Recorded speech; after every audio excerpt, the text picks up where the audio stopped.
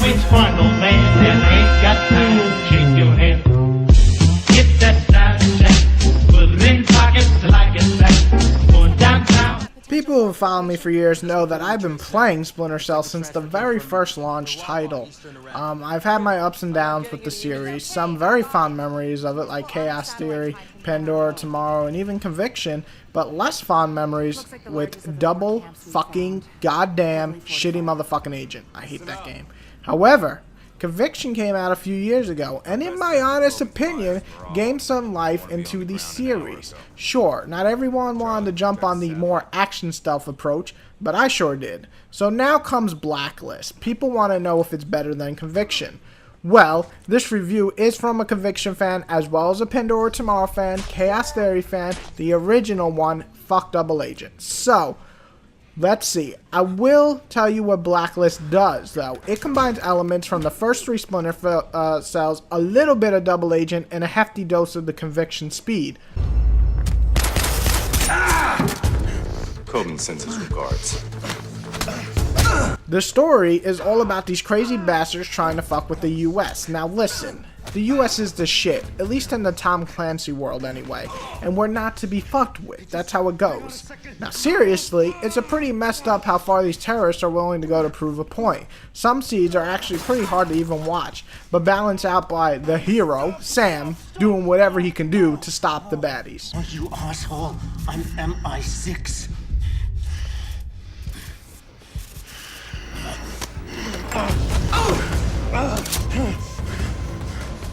3 years. So with elements from the old titles, a brand new story, and tons of content, we are getting the Splinter Cell game that we have been hoping for, or at least we're going to find out right now. Which one, old man, that ain't got time to shake your hand? Get that side check, put it in pockets like it's back, going downtown.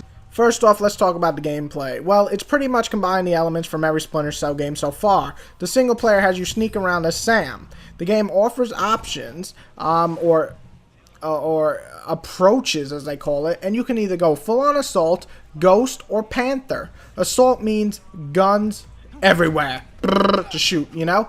Ghost means silent takedowns, and panther means sneaking by without even being seen or taking anyone down. Okay, so now you know we have these three different ways of playing Blacklist. Sneaking around is obviously mostly familiar with the first two Splinter Cell games. Some missions even have you fail if you are seen or even hurt anyone. Splinter Cell Chaos Theory gave you more of an option to go full-on assault.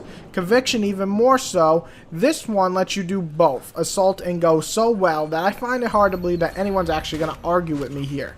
It has swift and quick movements of Conviction, but plenty of moments when you could just go full stealth and feel like you're reliving the Chaos Theory days. I did anyway.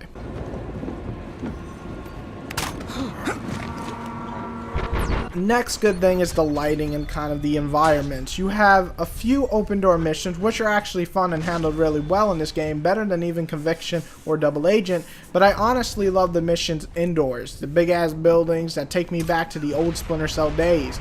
They work really well and give you a large enough space to figure out how to dispatch a group of baddies. The lighting is perfect yet dark enough to give you this weird, eerie feeling that Sam is here and he's ready to fuck your ass up. The level is top notch, as is the sound. No complaints on either, and I give credit to both where they deserve. On top of that, the way the cutscenes flow into the gameplay in this game work really well and kind of give this real cinematic feel.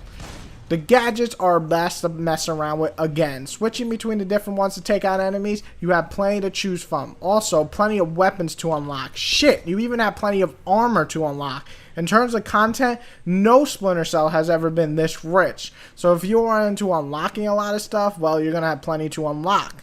Now, let's talk about the multiplayer. And yes, we are still under the good section. It's been a very long time since I had fun with a multiplayer Splinter Cell mode, and well, here it is. Blacklist modes are fun and different. Quicker pace, lots of gadgets, 4-on-4 mayhem, all fun. Not to mention the amount of customization to each character you can make, making it challenging, different each time you actually play. But my main love is and always will be Mercs vs. Spy Classic. What is that? 2 vs. 2. 2 Mercs, 2 Spies. Why do you ask that's my favorite? Well, I played over 80 hours at least one summer just playing Chaos Theory when I was younger, and it's fucking back. Is it good though? The short answer here is yes. Did it change? Of course. Everything changes over time. Shit, Pandora Tomorrow and Chaos Theory's multiplayer does feel different despite what fans will tell you, but no one really wants to bring that up because nostalgia is, you know, a great thing here. Anyway, there are main differences. The biggest ones I can think of are spies can kill from any direction. Front, back, any way you want it, you know? That's what she said. But you can also hack terminals with the spies, and then you have a set area where you have to stay in to build a percentage up. And you just don't sit at a terminal and die.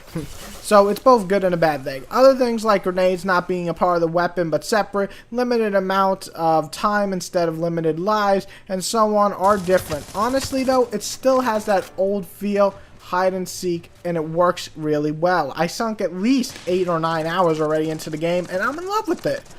There's also call-out missions, which have some story to them, and they present you with different types of enemies and objectives, and you must defeat them with your partner. Is it the best co-op around? No.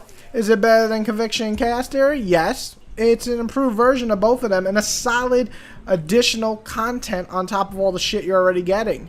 So you're sitting here like, yo dude, what's the bad? Well, in my honest opinion, I have very little bad to say about it. There's some stuff I will address that might affect other players though. The controls aren't similar to modern day shooters for the Merc gameplay online, so it might throw some people off. Also, spies die very quickly, so you might get frustrated and leave quickly.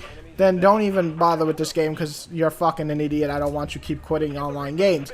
The gameplay isn't as slow as Chaos Theory or Pandora either, so if you hate the quickness of Conviction, this still might not be for you. However, none of these things really affect me, and this is my review. So my main bad thing is, and there's only one for me, the story.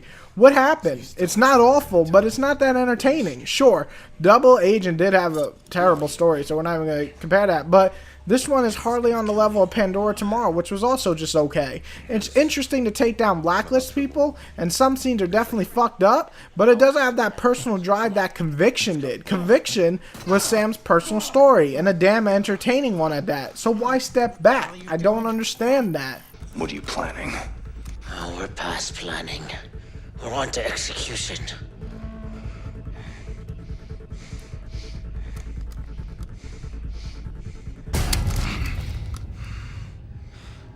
If you're here, mate, I'm already dead. Which part, old man, then ain't got time to shake your head. Get that Snapchat, put it in pockets like it's back. Going downtown. Splinter Cell. As I have already announced, amazing game, totally worth the money, an amazing amount of content, really long and solid single player, good co-op, and amazing multiplayer. This is the type of package that you hope to see in every game. What do I give Splinter Cell now that I've said that it's one of the most amazing packages this year? A 9.5. Why not a 10? Well, because the story is definitely a downgrade from Conviction and Chaos Theory. What's up with that? Everything else is improved, but you're going to leave us with a kind of story, just okay? You know, especially after Conviction, we made strides to make Sam an actual likable and lovable character and have feelings and emotions and a story, and now we're just back to this? Little weak on your side, UB. But besides that, it's definitely one of the greatest games this year, in my opinion. Excellent, excellent. 9.5. Any stealth fan should pick it up. Some fans might disagree, but hell, this is my review. Whitey's review you're watching, 9.5. Pick this bad boy up. Next review is Saints Row, so be back for that, because it's going to be sexy. Okay, I'm going to get in a car crash. No, I'm good. So yeah, pick it up. Splinter Cell fans, non-Splinter Cell fans, this is the type of game that we hope to get every time a game is released. Amazing. One of the best I played. I'm going to go home and play more Mercs vs. Spies. Love all you.